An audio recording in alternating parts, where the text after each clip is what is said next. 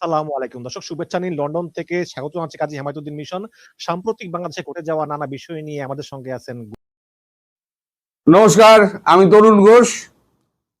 কালকে আমার মোটা মাথায় ঢোকেনি যে ৪৫ দিনের মধ্যে বেড়া দেবে সীমান্তে, এটা নিয়ে এত বিতর্ক বাংলাদেশে হবে কেন?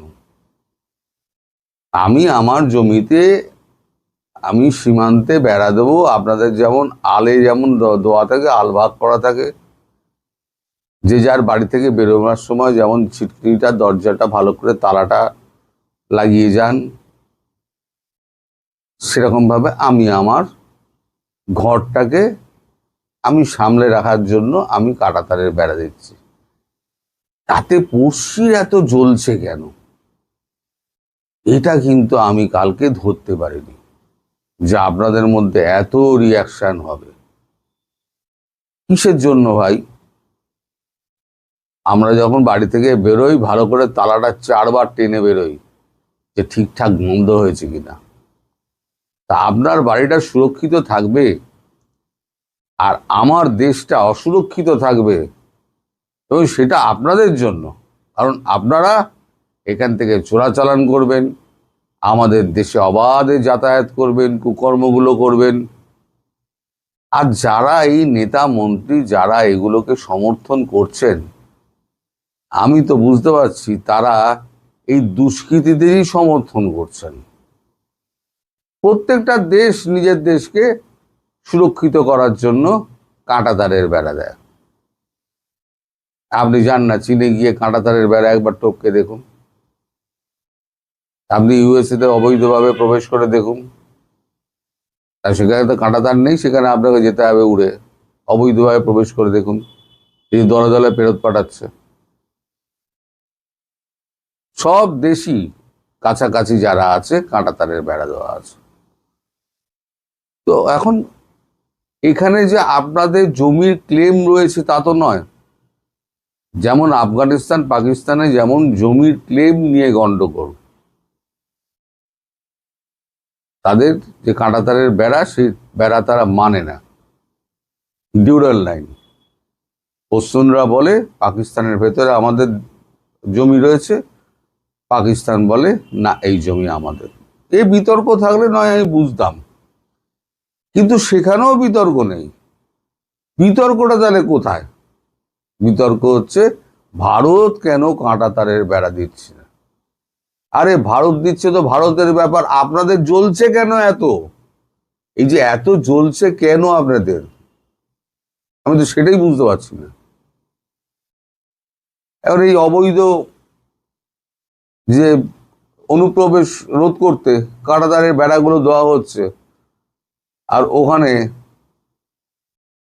সম্প্রতি দুজন গুলি খেয়ে মারা গেছেন, সে প্রসঙ্গে আমাদের এখানে একটা খবর বেরিয়েছে, এবং কালকে একে শুভেন্দুকে জিজ্ঞেস করা হয়েছিল যে এই প্রসঙ্গে আপনার বক্তব্য কি। সে আমি আসছি। আগে আমাদের কাগজে যেটা বেরিয়েছে, আমার কাছে ভিডিও আছে, ভিডিও আমি খুব একটা লাগাই না। কাঁটাতারে বেড়ার জমি ৪৫ দিনের মধ্যে বিএসএফ কে দিতে হবে সিদ্ধান্ত। তো এটা তো আপনারা সবাই জানেন। তবে আমি এখানে একটা পড়ছি, বাংলাদেশের প্রধানমন্ত্রী পররাষ্ট্র বিষয়ক উপদেষ্টা হুমায়ুন কবির বলেছেন কাঁটাতার দিয়ে বাংলাদেশকে এখন আর ভয় দেখানোর জায়গা নেই। আরে ভাই, ভয় কিসের দেখাবে? আমি আমার দেশে কাঁটাতারের বেড়া যাচ্ছি, আপনি ভয় পাবেন কেন? যদি মানুষের সঙ্গে সম্পর্ক করতে চান তাহলে বাংলাদেশের মানুষ কাঁটাতারের বেড়া ভয় পায় না। কিসের সম্পর্ক, কিসের কি, কিছুই বুঝলাম না। আমার দেশে আমি কাঁটাতারের বেড়া দেবো, তার সঙ্গে মানুষের সম্পর্ক কোথায়? আপনি ভিসা নিয়ে আসুন না, তাহলে কোনো সম্পর্কে অবনতি হচ্ছে আর উন্নতি হচ্ছে, কিছুই তো আমি বুঝতে পারছি না। আপনাদের বক্তব্যই তো পরিষ্কার নয়। সরকারও কাঁটাতারকে ভয় পায় না, ভালো কথা। যেখানে আমাদের কথা বলার দরকার আমরা কথা বলবো। এ প্রসঙ্গে আর একটা কথা বলি, আপনাদের স্বরাষ্ট্রমন্ত্রী সালাউদ্দিন সাহেব তিনি বলেছেন কোনো অঙ্গরাজ্যের কথা আমরা শুনি না। তিনি স্বরাষ্ট্রমন্ত্রী, তিনি জানেন না কোনটা রাজ্য আর কোনটা অঙ্গরাজ্য। তার জ্ঞানের জন্য আমি বলে দিই, পশ্চিমবঙ্গের এতগুলো আছে সব কটা হচ্ছে রাজ্য, আর সিকিম হচ্ছে অঙ্গরাজ্য। কারণ সিকিম ভারতবর্ষের কাছে সুরক্ষা চেয়েছিল। সিকিমের বিদেশ নীতি এবং সিকিমের সুরক্ষার দায়িত্ব আমাদের, আর বাকি যেটা আছে সেটা হচ্ছে সিকিমের নিজস্ব। তাদের নিজস্ব গণতান্ত্রিক পদ্ধতিতে নির্বাচন হয়, তাদের মুখ্যমন্ত্রী নির্বাচিত হয়, শুধু বৈদেশিক নীতি, কিছুটা অর্থনীতি এবং সুরক্ষার দায়িত্ব হচ্ছে ভারতবর্ষের। তারা ভারতবর্ষের অঙ্গরাজ্য। এটা ভালো করে মাথায় ঢুকিয়ে নিয়ে সালাউদ্দিন সাহেব, আপনার জ্ঞান অত্যন্ত কম। তো যাই হোক, আমি সালাউদ্দিনকে জ্ঞান দেওয়ার জন্য বসে নিই এখানে। এখানে কোথায় কোথায় কাঁটাতারের বেড়া বাকি রয়েছে সেটা একটুখানি বলি। উত্তরবঙ্গের কোচবিহারে উন্মুক্ত সীমান্ত প্রায় 100 কিলোমিটার, জলপাইগুড়িতে 19 কিলোমিটার, দক্ষিণ দিনাজপুরে 14 কিলোমিটার, মালদহে 32 কিলোমিটার, শিলিগুড়িতে 2 কিলোমিটার, উত্তর 24 পরগনা 150 কিলোমিটার স্থল সীমান্ত রয়েছে। প্রশাসন সূত্রের খবর, এর মধ্যে এখনো প্রায় 51 কিলোমিটার বেড়া দেওয়া হয়নি। 2019 সালে সীমান্তে কাঁটাতারের বেড়া দেওয়ার জন্য প্রায় 300 একর জমি অধিগ্রহণ বা সরাসরি চাষিদের কাছ থেকে কেনার প্রক্রিয়া শুরু হয়েছিল। কেন্দ্রীয় সরকার সে সময় 88 কোটি টাকা বরাদ্দও করেছিল, কিন্তু জমি জটের কারণে কাজ পুরোপুরি এগোয়নি। এদিন জেলা প্রশাসনের এক কর্তা বলেন, বাকি জমি দ্রুত কেনার প্রক্রিয়া চলছে। নদিয়ার 6টি ব্লকে সীমান্তের প্রায় 261 কিলোমিটার, এর মধ্যে ফাঁকা প্রায় 20.611 কিলোমিটার, যেখানে কাঁটাতার বসাতে প্রায় 130.4 একর জমির প্রয়োজন। সেই জন্য 2019 সাল থেকে কেন্দ্রীয় সরকার কয়েক কিস্তিতে 88.27 কোটি টাকা পাঠায়, কিন্তু নানান জটিলতায় প্রায় 52.5 কোটি টাকা খরচ হয়েছে, করেও 82.5 একর জমি কেনা হয়নি। কারণ টাকা দেওয়া নিয়ে নিয়েছে মমতা ব্যানার্জি, জমি দেয়নি। উনি ইউনূসের মতো মাল চেনেন। যেমন 128 কোটি টাকা পেয়ে উনি হামের টিকা বেছে দিয়েছিলেন, 68 বিলিয়ন না 62 বিলিয়ন টাকা আমার মনে নেই, আমি ভিডিও করেছিলাম, দেশকে বেছে দিয়েছেন। মমতা ব্যানার্জিও তাই, কেন্দ্রের থেকে টাকাটা ঝেড়ে দিয়েছেন, জমিটা আর দেননি। জমি দেননি তার কারণটা সেটা গতকালকে বলেছি। আসলে ওনার ধান্দাটা কি ছিল, ওনার প্রধানমন্ত্রী হওয়ার শখ, এখন ঘরে একলা বসে আছেন, 4টে থেকে 6টা অপেক্ষা করে থাকেন কলিং বেল কখন বাজবে, কোনো লোক যদি তার কাছে আসে তার সঙ্গে দেখা করতে। তো আপনাদের এই যে সীমান্তে কাঁটাতারের বেড়া সম্পর্কে আর গুলি চালনা সম্পর্কে শুভেন্দুকে কালকে জিজ্ঞেস করা হয়েছিল ব্রিফিং শেষে। শুভেন্দু বলেছেন, সীমান্তে চোরাচালান করতে এলে গুলি চলবে, ওখানে শুট অ্যাট সাইট অর্ডার দেওয়া আছে। তার উপর আবার ইট পাথর নিয়ে হামলা করছে কিনা তাদের চোরাচালান করতে দিতে হবে। মানে একেবারে ভারতবর্ষ হয়ে গেছে খোলা রাজ্য, যে যা পারো লুটপাট করো। আর এতদিন ধরে করে এসছে, তো এবার তো আর হবে না। এবার পশ্চিমবঙ্গে বিজেপি এসে গেছে, আর বিজেপিকে তাড়াতাড়ি কেউ সরাতে পারবে না। ধরে নিন আগামী 30-35 বছরের জন্য বিজেপি এখানে থিতু হয়ে বসে গেছে, দ্বিতীয় কোনো পার্টি নেই সামনে যে বিজেপির সামনে মুখ হয়ে দাঁড়াবে, তাকে চ্যালেঞ্জ করার মতো কোনো পার্টি নেই। সুতরাং এই যতদিন বিজেপি আছে ততদিন আপনাদের কপালে দুর্ভাগ্য আছে। এবার শুভেন্দু কি বলেছে শুনুন। শুভেন্দু যেটা বলেছেন যে দীপুদাস হত্যার সম্পর্কে আমি ক্ষমতা গ্রহণের আগে যে সিদ্ধান্তে ছিলাম, আজও আমি সেই সিদ্ধান্তেই আছি। দরকার হলে ক্যাসেটটা একবার বাজিয়ে দেবেন। আমি চেষ্টা করছি ক্যাসেটটা একবার বাজাতে, দেখুন যদি আপনাদের মনে পড়ে। শুধু ওই রেস্ট্রিকশনের ভয়ে আমি কালারটাকে ব্ল্যাক অ্যান্ড হোয়াইট করে দিয়েছি। सबक सिखाना चाहिए ये लोग। जैसे इजराइल सिखाया गाजा में, उस तरीके से हमारी भारत की 100 करोड़ हिंदू, देश का हिंदू हित में चल रहा है सरकार, सबक सिखाना चाहिए।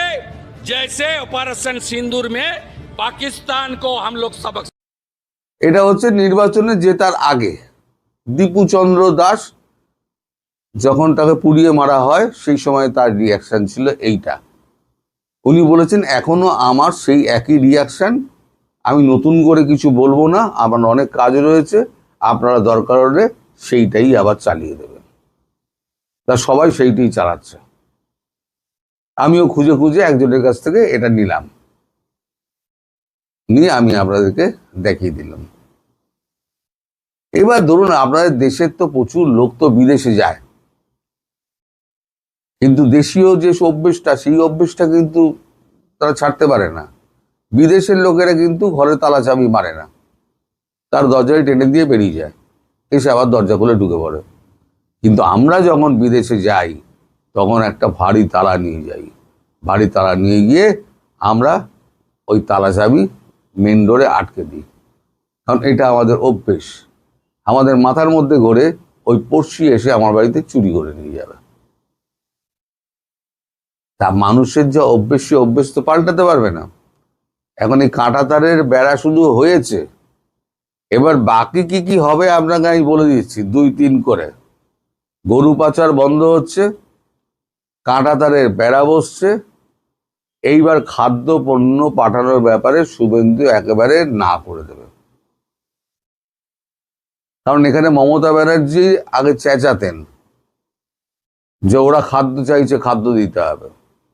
শুভেন্দু অধিকারী তো বলবে না, তোমাদের দেশ, তোমরা খেতে পেলে কি না পেলে তোমাদের ব্যাপার, আভ্যন্তরীণ ব্যাপার,